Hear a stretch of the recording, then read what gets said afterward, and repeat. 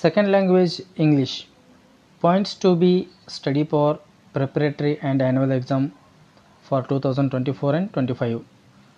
10ನೇ ತರಗತಿಯ ದ್ವಿತೀಯ ಭಾಷೆ English, 10th standard second language English ಈ ಒಂದು ವಿಷಯಕ್ಕೆ ಸಂಬಂಧಪಡ್ತಕ್ಕಂತಹ ಈ ವರ್ಷದ ಪೂರ್ವಸಿದ್ಧತಾ ಪರೀಕ್ಷೆ ಮತ್ತು ವಾರ್ಷಿಕ ಪರೀಕ್ಷೆಗೆ ಏನನ್ನು ಓದಿದರೆ ಮ್ಯಾಕ್ಸಿಮಮ್ ಮಾರ್ಕ್ಸ್ಗಳು ಬರ್ತವೆ, ಹಾಗೆಯೇ ಪಾಸಿಂಗ್ ಪ್ಯಾಕೇಜ್ ಕೂಡ ಆಗಿರ್ತಕ್ಕಂಥದ್ದು.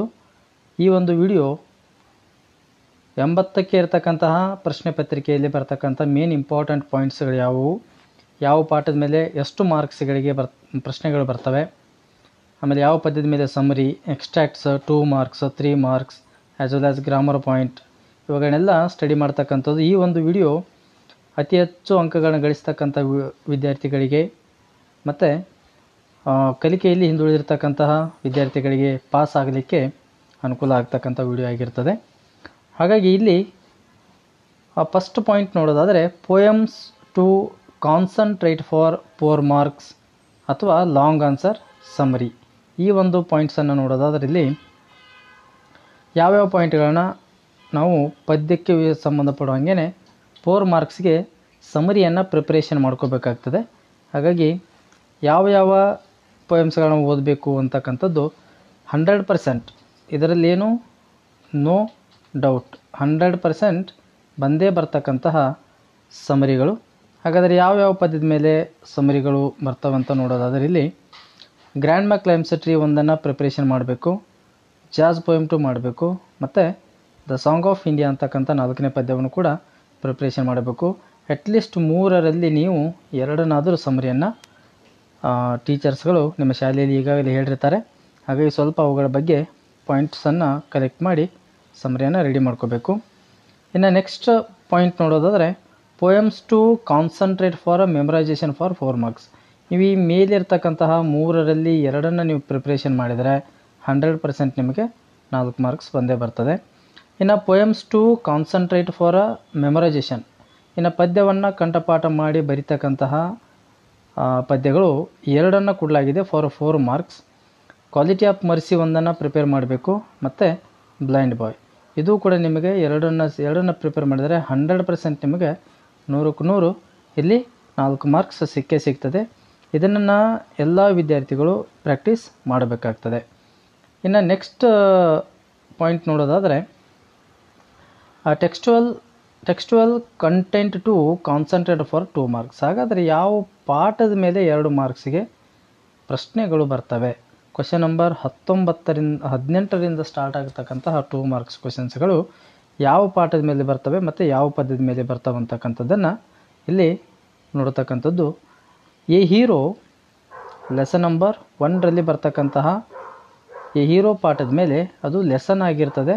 2 ಮಾರ್ಕ್ಸಿಗೆ ಕ್ವಶನ್ಸ್ 100% ಬರ್ತಕ್ಕಂಥ ಚಾನ್ಸಸ್ ಇದೆ. ನೆಕ್ಸ್ಟ್ ನೋಡೋದಾದರೆ doctor BR Ambedkar lesson number 4 ಇದು ಕೂಡ ನಿಮಗೆ ಲೆಸನ್ ಆಗಿರ್ತದೆ. ಈ ಪಾಠದ ಮೇಲೆ ಕೂಡ 2 mark. Science and hope of survival lesson number 7 ಇದು ಕೂಡ ಲೆಸನ್ ಪಾಠ ಆಗಿರ್ತಕ್ಕಂಥದ್ದು.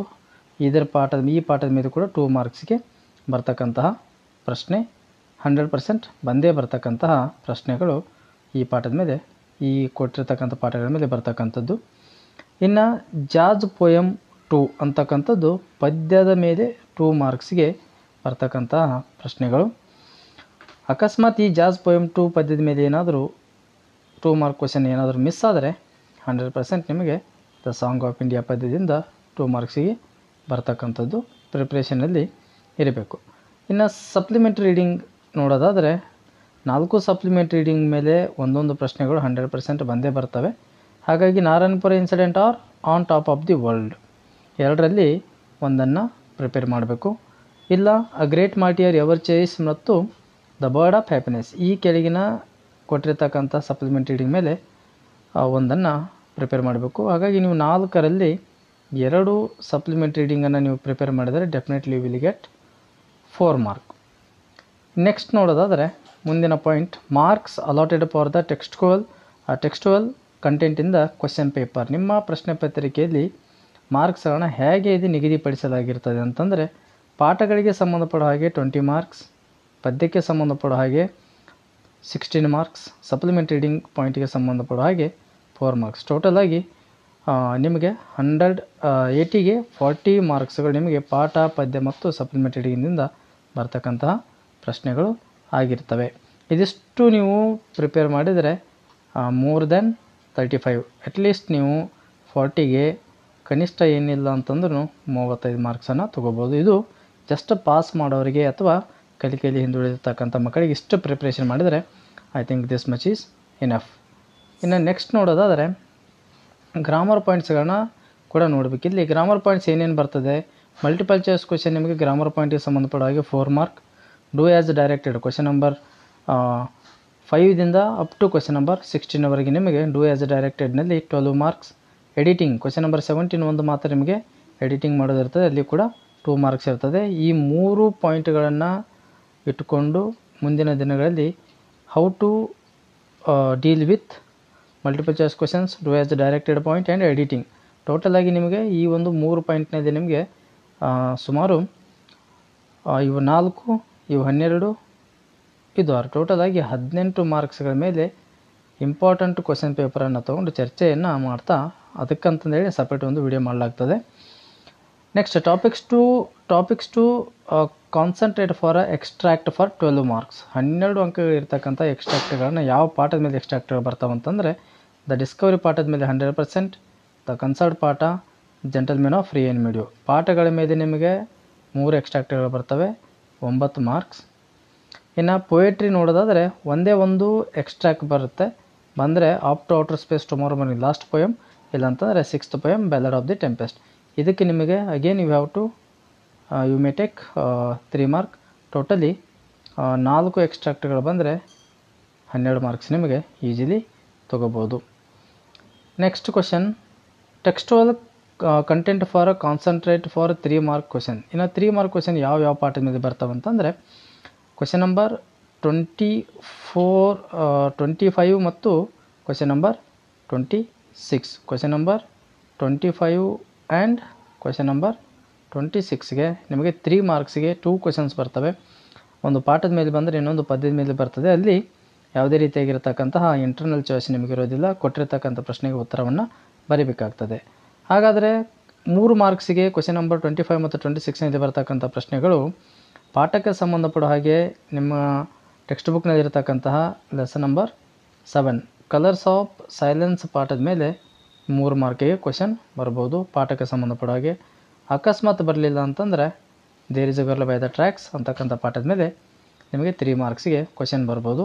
ಇಲ್ಲಿ 3 ಮಾರ್ಕ್ಸ್ ನಿಮಗೆ ಸಿಗ್ತದೆ. ಇನ್ನು ಐ ಆಮ್ ದ ಲ್ಯಾಂಡ್ ಪದ್ಯಕ್ಕೆ ಸಂಬಂಧಪಡೋ ಹಾಗೆ ಐ ಆಮ್ ದ ಲ್ಯಾಂಡ್ ಪದ್ಯದ ಮೇಲೆ ನಿಮಗೆ 3 ಮಾರ್ಕ್ಸ್ ಬರ್ತಕ್ಕಂಥದ್ದು. So I am the land ಪದ್ಯದ್ದು ಸಮ್ಮರಿಯನ್ನು ಪ್ರಿಪ್ರೇಷನ್ ಮಾಡಿದರೆ ಭಾಳಷ್ಟು ಒಳ್ಳೆಯದು. ಹಾಗಾಗಿ 3 + 3 100% ಯು ವಿಲ್ ಗೆಟ್ 6 ಮಾರ್ಕ್ಸ್.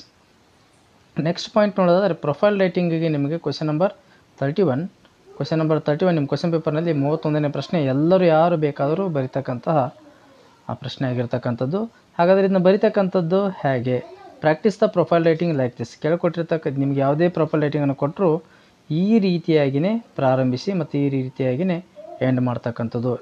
ನಿಮ್ಮ ಕ್ವಶನ್ ನಂಬರ್ 31ರ ಆ ಪ್ರಶ್ನೆಯ ಮೊದಲ ಸೆಂಟೆನ್ಸ್ ಏನಾಗಿರಬೇಕು ಅಂತಂದರೆ ಇಲ್ಲಿ this is the profile of ಅಂತ ಬರೋದು ನಿಮ್ಮ ಕ್ವಶನ್ ಪೇಪರ್ನಲ್ಲಿ ಯಾರು ಪ್ರೊಫೈಲ್ ರೈಟಿಂಗನ್ನು ಕೊಟ್ಟಿರ್ತಾರಲ್ಲ ಅವರ ಹೆಸರನ್ನು ಇಲ್ಲಿ ನೀವು ಬರೀಬೇಕಾಗ್ತದೆ. Next sentence he's or her date of birth was. ನೋಡಿ ನಿಮ್ಗೆ ಕೊಟ್ಟಿರ್ತಕ್ಕಂಥವ್ರು ಯಾರಾದರೂ ಮೇಲ್ ಗಂಡು ಮಕ್ಕಳಾಗಿದ್ದರೆ ಯೂಸ್ ಹೀಸ್, ಅಕಸ್ಮಾತ್ ಯಾರಾದರೂ ಲೇಡಿ ಆಗಿದ್ದರೆ ನೀವು ಹರ್ ಅಂತಕ್ಕಂತಹ ಪ್ರೊನೌನನ್ನು ಉಪಯೋಗಿಸ್ಕೋಬೇಕಾಗ್ತದೆ. ಹಾಗಾಗಿ ಸೆಕೆಂಡ್ ಪಾಯಿಂಟ್ ನಿಮಗೆ ಯಾರಾದರೂ ಮೆನ್ ಅಥವಾ ಗಂಡು ಮಕ್ಕಳದ್ದು ಕೊಟ್ಟಿದ್ದಾರೆ ಹೀಸ್ ಅಂತ ಯೂಸ್ ಮಾಡಿರಿ, ಲೇಡಿ ಕೊಟ್ಟಿದ್ದಾರೆ ಹರ್ ಅಂತ ಯೂಸ್ ಮಾಡಬೇಕು. ಅವರ ಡೇಟ್ ಆಫ್ ಬರ್ತ್ ಕೊಟ್ಟಿರ್ತಾರೆ ನಿಮಗೆ ನಿಮ್ಮ ಟೆಕ್ಸ್ಟ್ ಬುಕ್ ನಿಮ್ಮ ಕ್ವಶನ್ ಪೇಪರ್ನಲ್ಲಿ he's date of birth was ಅಂತ ಬರೆದು ಅವರ ಡೇಟ್ ಆಫ್ ಬರ್ತನ್ನು ಇಲ್ಲಿ ಬರಿಬೇಕು. Next he's or her education qualification, educational qualification ಶೈಕ್ಷಣಿಕ ವಿದ್ಯಾರ್ಥಿ ಏನು ಅಂತಕ್ಕಂಥದ್ದು ನಿಮ್ಮ ಪ್ರೊಫೈಲ್ ರೈಟಿಂಗಲ್ಲಿ ಬಂದಿದ್ದರೆ ಅಗೇನ್ ಮತ್ತೆ ನೀವು ಹೀಸ್ ಆರ್ ಹರ್ ತೊಗೊಂಡು ಎಜುಕೇಷನಲ್ ಕ್ವಾಲಿಫಿಕೇಷನ್ ಏನಿರ್ತದೆ ಅಂತಕ್ಕಂಥ ಅಲ್ಲಿ ಕೊಟ್ಟಿರ್ತಕ್ಕಂಥದ್ದನ್ನು ಬರೀರಿ. ಫಾರ್ ಎಕ್ಸಾಂಪಲ್ ಈಗ MBBS ಅಂತ ಇರ್ತದೆ, BSc ಅಂತ ಇರ್ತದೆ, whatever they give you ಏನೋ ಕೊಟ್ಟರು ಅದೇ ಕ್ವಾಲಿಫಿಕೇಷನ್ನ ನೀವು ಬರೀಬೇಕಾಗ್ತದೆ. ಆಮೇಲೆ ಪ್ರೊಫೆಷನ್, ಏನು ಕೆಲಸ ಮಾಡ್ತಾ ಇದ್ದಾರೆ ಅಂತಕ್ಕಂಥದ್ದು. ಈ ಸೆಂಟೆನ್ಸ್ಗಳನ್ನ ಯೂಸ್ ಮಾಡ್ಕೊಂಡು ಅವ್ರು ಏನು ಮಾಡ್ತಾ ಇದ್ದಾರೆ ಅಂತಕ್ಕಂಥದ್ದನ್ನು ಬರೀತಕ್ಕಂಥದ್ದು. He's or her hobbies are, ಅವರ ಹವ್ಯಾಸಗಳೇನು ಅಂತಕ್ಕಂಥದ್ದು ಬರೀಬೇಕು. He's or her reason for popularity, ಅವ್ರು ಯಾಕೆ ಅಷ್ಟು ಜನಪ್ರಿಯರಾಗಲಿಕ್ಕೆ ಏನೇನು ಕಾರಣಗಳು ಅಂತಕ್ಕಂಥ ಬರಿಬೋದು. ನೆಕ್ಸ್ಟ್ ಇನ್ನೂ ಒಂದು ಪಾಯಿಂಟ್ ನಿಮಗೆ ಬರ್ಬೋದು, ಅವಾರ್ಡ್ಸ್, ಅವರಿಗೆ ಬಂದಿರತಕ್ಕಂಥ ಅವಾರ್ಡ್ಸ್ಗಳು ಯಾವ ಅನ್ನತಕ್ಕಂಥದ್ದನ್ನು ಕೂಡ ನೀವು ಇಲ್ಲಿ ಬರಿತಕ್ಕಂಥದ್ದು. ಇಷ್ಟು ಬರೆದ್ರೆ ನಿಮಗೆ ಡೆಫಿನೆಟ್ಲಿ 3 ಮಾರ್ಕ್ಸ್ ಸಿಗ್ತದೆ. ನೆಕ್ಸ್ಟ್ ಡೆವಲಪಿಂಗ್ ದ ಸ್ಟೋರಿ ಡೆವಲಪ್ಮೆಂಟನ್ನು ಮಾಡಲಿಕ್ಕೆ ಕ್ವೆಶನ್ ನಂಬರ್ 32ನಲ್ಲಿ ನಿಮ್ಮ ಕ್ವೆಶನ್ ಪೇಪರ್ನಲ್ಲಿ ಕ್ವೆಶನ್ ನಂಬರ್ 32ನಲ್ಲಿ ಬರ್ತಕ್ಕಂಥ ಪ್ರಶ್ನೆ. ಇದು ಕೂಡ ನಿಮಗೆ ಅಗೇನ್ 3 ಮಾರ್ಕ್ಸ್ ಇರ್ತದೆ. Practice the development story like this, ಈ ಒಂದು ಸ್ಟೋರಿ ಡೆವಲಪ್ಮೆಂಟನ್ನು ಈ ರೀತಿಯಾಗಿ ಪ್ರಾಕ್ಟೀಸ್ ಮಾಡಿ. ಹೇಗೆ ಮಾಡೋದು? Read the given clues carefully, ಕೊಟ್ಟಿರ್ತಕ್ಕಂತಹ ಬ್ಲ್ಯಾಂಕ್ ಇದ್ದರೂ ಕೂಡ ಸ್ಟೋರಿಯನ್ನು ಸರಿಯಾಗಿ ಓದಬೇಕು. ಓದಿದ ಮೇಲೆ use the suitable linking words to join the words or sentences, ಬೇರೆ ಬೇರೆ ವಾಕ್ಯಗಳನ್ನು ಅಥವಾ ಬೇರೆ ಬೇರೆ ವರ್ಡ್ಸ್ಗಳನ್ನು ಜಾಯಿನ್ ಮಾಡಲಿಕ್ಕೆ ಸರಿಯಾಗಿರ್ತಕ್ಕಂಥ ಲಿಂಕಿಂಗ್ ವರ್ಡ್ ಏನು ಬರ್ತದೆ ಅಂತಕ್ಕಂಥದ್ದನ್ನು ನೀವಿಲ್ಲಿ ಲಿಂಕಿಂಗ್ ವರ್ಡ್ಗಳನ್ನು ಇಲ್ಲಿ ಬರೆದು ಸೆಂಟೆನ್ಸನ್ನು ಕಂಪ್ಲೀಟ್ ಮಾಡಬೇಕಾಗ್ತದೆ. ನೆಕ್ಸ್ಟ್ ನೋಡೋದಾದರೆ ಪ್ರೇಮ ಸಿಂಪಲ್ ಸೆಂಟೆನ್ಸಸ್, ಸರಳ ವಾಕ್ಯಗಳನ್ನು ನೀವು ರಚನೆ ಮಾಡಿ ಬಿಟ್ಟ ಸ್ಥಳಗಳನ್ನ ತುಂಬಬೇಕು. Keep joining the clues words as per the meaning, ಆ ಒಂದು ಸೆಂಟೆನ್ಸ್ಗೆ ಸರಿಯಾಗಿರ್ತಕ್ಕಂತಹ ಅರ್ಥ ಬರ್ತಕ್ಕಂತಹ ವರ್ಡ್ಸ್ಗಳನ್ನೇ ಜಾಯಿನ್ ಮಾಡಬೇಕಾಗ್ತದೆ. ಜಾಯಿನ್ ಮಾಡ್ತಾ ಹೋಗಬೇಕಾಗ್ತದೆ. If it is possible give the title, ಕೊನೆಗೆ ನೀವು ಆ ಒಂದು ಸ್ಟೋರಿ ಡೆವಲಪ್ಮೆಂಟ್ಗೆ ನಿಮ್ಮದೇ ಆಗಿರ್ತಕ್ಕಂತಹ ಟೈಟಲನ್ನು ನೀವು ಕೊಡ್ಬೋದು. Next picture description, question number 33 again you have to study or you have to write picture description for 3 marks, 3 ಅಂಕಗಳಿಗೆ ಮತ್ತೆ ಇರತಕ್ಕಂತಹ ಒಂದು ಪ್ರಶ್ನೆ. Practise the picture description like this, ಈ ರೀತಿಯಾಗಿ ಪಿಕ್ಚರನ್ನು ನೀವು ಸ್ಟಡಿ ಮಾಡಬೇಕು ಅಥವಾ ಪ್ರಾಕ್ಟೀಸ್ ಮಾಡಿ ಎಕ್ಸಾಮ್ನಲ್ಲಿ ಅಟೆಂಡ್ ಮಾಡ್ಬೋದು. ಯಾವ ಸೆಂಟೆನ್ಸನ್ನು ಇಟ್ಕೊಂಡು ಸ್ಟಾರ್ಟ್ ಮಾಡಿರಿ ಅಂತಂದರೆ, ಆ picture speaks more than 1000 words ಅಂತಕ್ಕಂಥ ಸೆಂಟೆನ್ಸನ್ನು ಯೂಸ್ ಮಾಡಿ ಬರೀರಿ. ಬೆಸ್ಟ್ ಅಂದರೆ ಪ್ರಾರಂಭ ಚೆನ್ನಾಗಿರ್ತದೆ ಅಂತಕ್ಕಂಥದ್ದು. ಇಲ್ಲಂತಂದರೆ ಕೆಲವೊಬ್ಬರು ಆ ಪಿಕ್ಚರ್ ಇಸ್ ವರ್ತ್ 1000 ವರ್ಡ್ಸ್ ಅಂತ ಕೂಡ ಬರೀತಾರೆ. ಇಲ್ಲಂತಂದರೆ ಕೆಲವೊಬ್ಬರು the picture this is a beautiful picture ಅಂತ ಕೂಡ ಸ್ಟಾರ್ಟ್ ಮಾಡ್ತಾರೆ. ಇಲ್ಲಿ ಕೆಲವೊಬ್ಬರು this is a picture of ಅಂತಂದು ಹೇಳ್ಬಿಟ್ಟು ಯಾವ ಪಿಕ್ಚರ್ ಕೊಟ್ಟಿರ್ತಾರಲ್ಲ ಪಿಕ್ಚರ್ ಟೈಟಲನ್ನು ಕೂಡ ಬರೀತಾರೆ. ಸೊ ಯಾವುದು ಯೂಸ್ ಮಾಡಿದರೂ ಕೂಡ ಬೆಟರ್ ಆಗಿರ್ತದೆ. ಆ ರೀತಿಯಾಗಿರ್ತಕ್ಕಂತಹ ಒಂದು ಸೆಂಟೆನ್ಸಸ್ಗಳನ್ನ ಯೂಸ್ ಮಾಡ್ಕೊಡ್ರಿ. ನೆಕ್ಸ್ಟ್ ಪಾಯಿಂಟ್ ಏನಂತಂದರೆ I see in this picture, ಈ ಒಂದು ಚಿತ್ರದಲ್ಲಿ ನನಗೇನು ಕಾಣಿಸ್ತದೆ, ನಾನೇನು ನೋಡ್ತೀನಿ ಅಂತಂದರೆ ಈ ಸೆಂಟೆನ್ಸನ್ನು ಬರೆದು objects what you seen in the picture, ಆ ಚಿತ್ರದಲ್ಲಿ ನಿಮಗೆ ಕಾಣಿಸ್ತಕ್ಕಂತಹ ಏನೇನು ಕಾಣಿಸ್ತದೋ ಅದೆಲ್ಲ ಆಬ್ಜೆಕ್ಟ್ಗಳನ್ನ ಬರೀರಿ. ಅಲ್ಲಿ ಮೆನ್ ಇರ್ಬೋದು, ವಿಮೆನ್ ಇರ್ಬೋದು, ಚಿಲ್ಡ್ರನ್ ಇರ್ಬೋದು, ಮಾರ್ಕೆಟ್ ಇರ್ಬೋದು, vegetables, trees, animals, whatever you see, ನಿಮಗೆ ಏನು ಕಾಣಿಸ್ತದೋ ಅದಿಷ್ಟೆಲ್ಲ I see in this picture ಅಂತ ಬರೆದು ನಿಮಗೇನು ಕಾಣಿಸ್ತೋ ಅದನ್ನೆಲ್ಲವನ್ನು ಬರೀರಿ. ಐ ಲೈಕ್ ದಿಸ್ ಪಿಕ್ಚರ್, ನಾನು ಈ ಚಿತ್ರವನ್ನು ಇಷ್ಟಪಡುತ್ತೇನೆ. ಮತ್ತು I don't like this picture, ನನಗೆ ಈ ಚಿತ್ರ ಇಷ್ಟ ಆಗಲಿಲ್ಲ. Your opinion about the picture, ಆ ಚಿತ್ರ ಒಳ್ಳೆಯ ಉಪಯೋಗಕಾರಿಯಾಗಿರ್ತಕ್ಕಂಥ ಚಿತ್ರ ಇದ್ದರೆ, ಫಾರ್ ಎಕ್ಸಾಂಪಲ್ ಈಗ ಕ್ಲೀನಿಂಗ್ ದ ಸಿಟಿ ಅಂತಕ್ಕಂಥ ಒಂದು ಏನಾದರೂ ಪಿಕ್ಚರ್ ಇದ್ದರೆ ಆ ಚಿತ್ರವನ್ನು ನಾನು ಲೈಕ್ ಮಾಡ್ತೀನಿ. ಅದೇ ಏನಾದರೂ ಈ ಮರಗಳನ್ನು ಕಡಿತಕ್ಕಂಥದ್ದು, ಕಟಿಂಗ್ ಟ್ರೀಸ್ ಆ ಥರ ಏನಾದರೂ ಇದ್ದರೆ ಆ ಚಿತ್ರ ಕೂಡ ನಮಗೆ ಇಷ್ಟ ಆಗುತ್ತೆ ಅಂತ ಬರೆದ್ರೆ ಇಟ್ಸ್ ಅಬ್ಸಲ್ಯೂಟ್ಲಿ ರಾಂಗ್ ಆಗ್ತದೆ. ಹಾಗಾಗಿ ಆ ಥರ ಚಿತ್ರಗಳಿದ್ದರೆ I don't like this picture ಅಂತಕ್ಕಂಥದ್ದನ್ನು ಕೂಡ ನೀವು ಸೇರಿಸಬೇಕಾಗ್ತದೆ. ಅದು ನಿಮ್ಮ ಒಪಿನಿಯನ್ ಮೇಲೆ, ನಿಮಗೆ ಕೊಟ್ಟಿರ್ತಕ್ಕಂಥ ಚಿತ್ರದ ಮೇಲೆ ಡಿಪೆಂಡ್ ಆಗ್ತದೆ. Next find the nouns and pronouns in the picture, ನಿಮಗೆ ಕೊಟ್ಟಿರ್ತಕ್ಕಂಥ ಚಿತ್ರದಲ್ಲಿ ನಾಮಪದಗಳಿಗೆ ಸಂಬಂಧಪಡ್ತಕ್ಕಂಥ ಆಬ್ಜೆಕ್ಟ್ಸು ಮತ್ತು ಸರ್ವನಾಮ ಪದಗಳಿಗೆ ಸಂಬಂಧಪಡ್ತಕ್ಕಂಥ ಆಬ್ಜೆಕ್ಟ್ಗಳನ್ನ ಫೈಂಡ್ ಮಾಡಿ, ಪ್ಲಸ್ ಏನು ಮಾಡಬೇಕಂತಂದರೆ ಆ ನೌನ್ ಆರ್ ಪ್ರೊನೌನ್ಗಳನ್ನ ಫೈಂಡ್ ಔಟ್ ಮಾಡಿದ ಮೇಲೆ ಅದಕ್ಕೆ ಹೆಲ್ಪಿಂಗ್ ವರ್ಬನ್ನು ಸೇರಿಸ್ತಾ ಆ ಒಂದು ನಿಮಗೆ ಕಾಣಿಸ್ತಕ್ಕಂಥ ನೌನ್ ಆರ್ ಪ್ರೊನೌನ್ಗಳು ಏನು ವರ್ಕ್ ಮಾಡ್ತಾ ಇದ್ದಾವೆ ಅಂತಕ್ಕಂಥದ್ದನ್ನು ವರ್ಬ್ ಯೂಸ್ ಮಾಡಿಕೊಂಡು ಬರೀರಿ ಅಂತಕ್ಕಂಥದ್ದು. ಫಾರ್ ಎಕ್ಸಾಂಪಲ್, ಒಂದು ಚೈಲ್ಡ್ ಇದೆ, ಒಂದು ಮಗು ಇದೆ, ಆ ಮಗು ಏನು ಮಾಡ್ತಾ ಇದೆ ಅಂತಂದರೆ ಇಲ್ಲಿ ಅಳ್ತಾ ಇದೆ ಅಂತ ಅನ್ಕೊಳ್ಳೋಣ. ಸೊ ಸೆಂಟೆನ್ಸ್ ಫ್ರೇಮ್ ಮಾಡೋದು ಹೆಂಗಪ್ಪ ಅಂತಂದರೆ it's very simple. The child is ಏನು ಮಾಡ್ತೀರಿ, ಅಳೋದಕ್ಕೆ ನಾವು CRY, the child is crying in this picture. ಇಷ್ಟು ಬರೆದ್ರೆ ಒಂದು ಸೆಂಟೆನ್ಸ್ ನಿಮಗೆ ಫ್ರೇಮ್ ಮಾಡ್ದಂಗೆ. ಇಲ್ಲಿ ಚೈಲ್ಡ್ ಅಂತಕ್ಕಂಥದ್ದು ನಮಗೆ ಸಬ್ಜೆಕ್ಟ್ ಆಗ್ತದೆ, ಹೆಲ್ಪಿಂಗ್ ವರ್ಬು, ಇದು ಮೇನ್ ವರ್ಬ್. ಆಬ್ಜೆಕ್ಟ್ ಬರೆಯಂಗಿದ್ರೆ ನೀವು ಆಬ್ಜೆಕ್ಟನ್ನು ಕೂಡ ಬರಿಬೋದು. ಈ ರೀತಿಯಾಗಿರ್ತಕ್ಕಂಥ ಸಿಂಪಲ್ ಸೆಂಟೆನ್ಸಸ್ಗಳನ್ನು ಫ್ರೇಮ್ ಮಾಡ್ತಾ ಹೋಗಬೇಕು. ಅದನ್ನೇ ಇಲ್ಲಿ ಕೊನೆಗೆ ನಾವು ಪ್ರೇಮ ಸಿಂಪಲ್ ಸೆಂಟೆನ್ಸಸ್ಗಳನ್ನ ಹೇಳಲಾಗಿದೆ. ಇನ್ನು ನೆಕ್ಸ್ಟ್ ಪ್ಯಾಸೇಜ್ ರೀಡಿಂಗನ್ನು ನೋಡೋದಾದರೆ ಇದು ಕೂಡ ನಿಮ್ಮ ಕ್ವಶನ್ ನಂಬರ್ 35. ಕ್ವಶನ್ ನಂಬರ್ 35ನಲ್ಲಿ ನಿಮಗೆ ಪ್ಯಾಸೇಜ್ ರೀಡಿಂಗ್ ಅಂತಕ್ಕಂಥ ಕ್ವಶನ್ ಬರ್ತದೆ. ಪ್ಯಾಸೇಜ್ ರೀಡಿಂಗ್ ಕೂಡ ನಿಮಗೆ ಅಗೇನ್ 4 ಮಾರ್ಕ್ಸ್ ಇರ್ತದೆ. 2 questions will be followed by once in passage. ನಿಮ್ಗೆ ಕೊಟ್ಟಿರ್ತಕ್ಕಂಥ ಪ್ಯಾಸೇಜ್ನಲ್ಲಿ 2 ಕ್ವಶನನ್ನು ಕೊಟ್ಟಿರ್ತಾರೆ. Each question carries 2 marks. Number of questions are 2. Each question carries 2 marks. Number of marks are allotted to this question is 4 marks. So ಹಂಗಾಗಿ ಇದು ಕೂಡ ಭಾಳಷ್ಟು ಈಸಿಯಾಗಿರ್ತದೆ. ಏನು ಮಾಡಬೇಕು, read and find the clue words related to the answer from the passage and answer ಅಂತಕ್ಕಂಥದ್ದು. ನಿಮ್ಮ ಕ್ವಶನಲ್ಲಿ ಕೊಟ್ಟಿರ್ತಕ್ಕಂತಹ ಕ್ವಶನಲ್ಲಿ ಬರ್ತಕ್ಕಂತಹ ಕ್ಲೂ ವರ್ಡ್ಸ್ಗಳು ಏನಿರ್ತಾವಲ್ಲ ಅವುಗಳನ್ನ ಪ್ಯಾಸೇಜ್ನಲ್ಲಿ ಹುಡುಕಿ ಆನ್ಸರನ್ನು ಬರೀರಿ. Read the question carefully. ಕ್ವಶನ್ಸ್ಗಳನ್ನ ಕೇರ್ಫುಲ್ಲಾಗಿ ಓದ್ಕೊಂಡು ಆ ಕ್ವಶನಲ್ಲಿನೇ ಇರ್ತಕ್ಕಂತಹ ಕೀ ವರ್ಡ್ಸ್ ಇರ್ತದೋ ಆ ಕೀ ವರ್ಡ್ಸ್ಗಳನ್ನ ನಿಮಗೆ ಕೊಡಲ್ಪಡತಕ್ಕಂತಹ ಪ್ಯಾಸೇಜಿನಲ್ಲಿ ಆ ಕೀ ವರ್ಡ್ಸ್ಗಳು ಇದ್ದೇ ಇರ್ತವೆ. ಅವುಗಳನ್ನು ಹುಡುಕಿ ಅದೇ ನಿಮ್ಮ ಕರೆಕ್ಟಾಗಿರ್ತಕ್ಕಂಥ ಆನ್ಸರ್ ಇರ್ತದೆ, ಬರೀರಿ. ಕೆಲವೊಂದು ವಿದ್ಯಾರ್ಥಿಗಳು ಏನು ಮಾಡ್ತೀರಿ, ನಂಬರ್ ಎ ಹಾಕಿ ಕ್ವಶನ್ ನಂಬರ್ 35ನಲ್ಲಿ ನಂಬರ್ ಎ ಹಾಕಿ ಹಾಫ್ ಪ್ಯಾರಾಗ್ರಾಫನ್ನು ಬರಿತೀರಿ, ಫಸ್ಟ್ ಪ್ಯಾರಾಗ್ರಾಫನ್ನು ಬರಿತೀರಿ. ಇನ್ನು ಕ್ವಶನ್ ನಂಬರ್ ಬಿ ಹಾಕಿ ಸೆಕೆಂಡ್ ಹಾಫ್ ಪ್ಯಾರಾಗ್ರಾಫನ್ನು ಬರಿತೀರಿ. ಆ ಥರ ತಪ್ಪುಗಳನ್ನ ಮಾಡಬೇಡಿ. ಯಾಕಂತಂದರೆ ನಿಮಗೆ ಕೊಟ್ಟಿರ್ತಕ್ಕಂತಹ ಈ ಪ್ಯಾಸೇಜಿನಲ್ಲಿ ನಿಮಗೆ ಎ ಕ್ವಶನ್ಗೆ ಸೆಕೆಂಡ್ ಪ್ಯಾರಾಗ್ರಾಫ್ನಲ್ಲಿ ಆನ್ಸರ್ ಇರ್ಬೋದು, ಇಲ್ಲ ಬಿ ಕ್ವಶನ್ಗೆ ಫಸ್ಟ್ ಪ್ಯಾರಾಗ್ರಾಫ್ನಲ್ಲೇ ಆನ್ಸರ್ ಇರ್ಬೋದು. ಇಲ್ಲ ಅಂತಂದರೆ ನಿಮಗೆ ಕೊಟ್ಟಿರ್ತಕ್ಕಂಥ ಪ್ಯಾಸೇಜಿನಲ್ಲಿ ಎ ಮತ್ತು ಬಿ ಕ್ವಶನ್ಗೆ ಪ್ಯಾರಾಗ್ರಾಫ್ ನಂಬರ್ 1ರಲ್ಲೇ ಆನ್ಸರ್ ಇರ್ಬೋದು, ಇಲ್ಲ ಪ್ಯಾರಾಗ್ರಾಫ್ ನಂಬರ್ 2ನಲ್ಲಿ 2 ಕ್ವಶನ್ಸ್ಗೆ ಆನ್ಸರ್ ಇರ್ಬೋದು. ಆ ಥರ ತಪ್ಪುಗಳನ್ನ ಮಾಡಬಾರ್ದು. ನೆಕ್ಸ್ಟ್ ನೋಡೋದಾದರೆ essay writing. Question number 37 essay writing 4 marks. Practice ಮಾಡಬೇಕಾಗಿರತಕ್ಕಂತಹ ಎಸ್ಸೆಸ್ಗಳು ಯಾವುವು? ಸಾಕಷ್ಟು 3 ಎಸ್ಸೆಸ್ಗಳನ್ನ ಕೊಟ್ಟಿರ್ತಾರೆ. 3ರಲ್ಲಿ ರೈಟ್ ಎನಿ 1. ಕ್ವಶನ್ ನಂಬರ್ 37ನಲ್ಲಿ 3 ಕೊಟ್ಟಿರ್ತಾರೆ. 3ರಲ್ಲಿ ಬೇಕಾದ ಒಂದನ್ನು ಮಾತ್ರ ಬರೀರಿ ಅಂತಕ್ಕಂಥದ್ದು ಇರ್ತದೆ. ಹಾಗಾಗಿ ಬೆಸ್ಟ್ ಏನಂತಂದರೆ best way to get 4 marks easily ಅಂತಂದರೆ ಒಂದು ಪಾಲ್ಯೂಷನ್ ಪ್ರಾಕ್ಟೀಸ್ ಮಾಡಬೇಕು, ಇನ್ನೊಂದು ಮಾಸ್ ಮೀಡಿಯಾ ಅಂತಕ್ಕಂಥದ್ದನ್ನು ಪ್ರಾಕ್ಟೀಸ್ ಮಾಡಿದರೆ 2ರಲ್ಲಿ ಒಂದಾದರೂ 100% ನಿಮಗೆ ಎಕ್ಸಾಮ್ನಲ್ಲಿ ಅದು ಪ್ರಿಪ್ರೇಟರಿ ಇರಲಿ ಆ್ಯನ್ಯುವಲ್ ಎಕ್ಸಾಮ್ನಲ್ಲಿ ಇರಲಿ 100% ಒಂದೇ ಬರ್ತಕ್ಕಂತಹ ಪ್ರಶ್ನೆ ಅಥವಾ ಎಸ್ಸೆ ಆಗಿರ್ತವೆ. ಸೊ ಏನಂತಂದರೆ ಇಲ್ಲಿವರೆಗೆ ನಾವು ಎಸ್ಸೆ ರೈಟಿಂಗನ್ನು ನೋಡ್ತಾ ಇದ್ದೀವಿ. ಈಗ ಸದ್ಯಕ್ಕೆ ಕೊನೆಯ ಪ್ರಶ್ನೆ ಆಗಿರ್ತಕ್ಕಂಥದ್ದು. ಇನ್ನು ಕ್ವಶನ್ ನಂಬರ್ 38 ನಿಮಗೆ ಲೆಟರ್ ರೈಟಿಂಗ್ ಇರ್ತದೆ.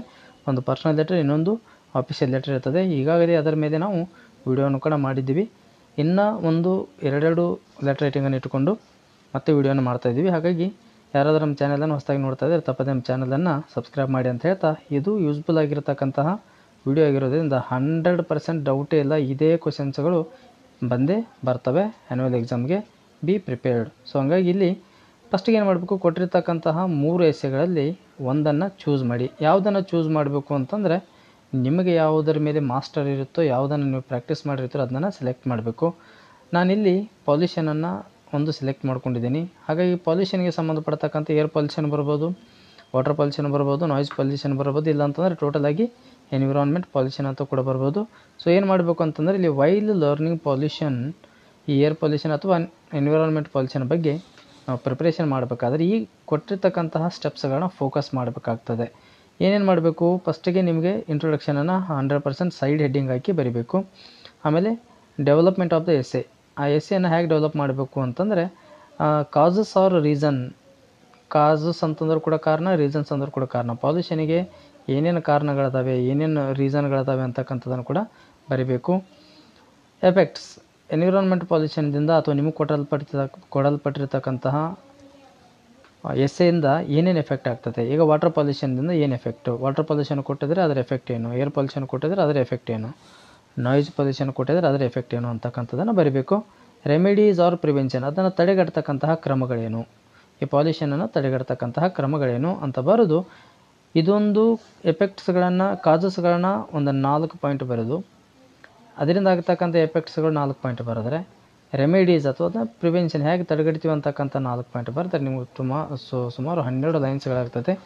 ಆಮೇಲೆ ಇಂಟ್ರೊಡಕ್ಷನ್ ಒಂದು 2ರಿಂದ 2.5 ಲೈನ್ ಬರೆದ್ರೆ, ಕನ್ಕ್ಲೂಷನ್ ಕೂಡ ಅಗೇನ್ 2 ಲೈನ್ಸ್ ನೀವು ಬರೆದ್ರೆ ಟೋಟಲಾಗಿ ನಿಮಗೆ 13ರಿಂದ 14 ಲೈನದು ಒಂದು ಎಸ್ಸೆ ನಿಮಗೆ ಇಲ್ಲಿ ರೆಡಿ ಆಗ್ತದೆ. ಎಷ್ಟು ನೀವು ಪ್ರಿಪ್ರೇಷನ್ ಮಾಡ್ಕೊಂಡು 100% you will get 4 marks, there is no doubt at all. ಹಾಗಾಗಿ ಇಲ್ಲಿವರೆಗೂ ಸಾಧ್ಯ ಆದಷ್ಟು ಇದನ್ನು ಇಲ್ಲಿವರೆಗೂ ನಿಮಗೆ ಹೇಳಲ್ಪಟ್ಟಿರ್ತಕ್ಕಂಥ ಎಲ್ಲ ಪಾಯಿಂಟ್ಸ್ಗಳು ಇದನ್ನು ಬೋರ್ಡ್ನಿಂದನೇ ಹೇಳಲ್ಪಟ್ಟಿರ್ತಕ್ಕಂಥ KCB EAB ಬೋರ್ಡ್ನವರೇ ಇದಿಷ್ಟು ಪ್ರಾಕ್ಟೀಸ್ ಮಾಡಲೇಬೇಕಾಗಿರ್ತಕ್ಕಂಥದ್ದು ಅಂತಕ್ಕಂಥ ಅವರೇ ಹೇಳಿರೋದ್ರಿಂದ 100% ಆಗಿರತಕ್ಕಂತಹ ಈ ಒಂದು ವಿಡಿಯೋ ಪಾಠ ನಿಮಗೆ ಎಕ್ಸಾಮ್ನಲ್ಲಿ ಉಪಯೋಗಕಾರಿ ಆಗ್ತದೆ ಅಂತ ಹೇಳ್ತಾ ಇವತ್ತಿನ ವಿಡಿಯೋ ಪಾಠ ಮುಗಿಸ್ತಾ ಇದ್ದೀವಿ.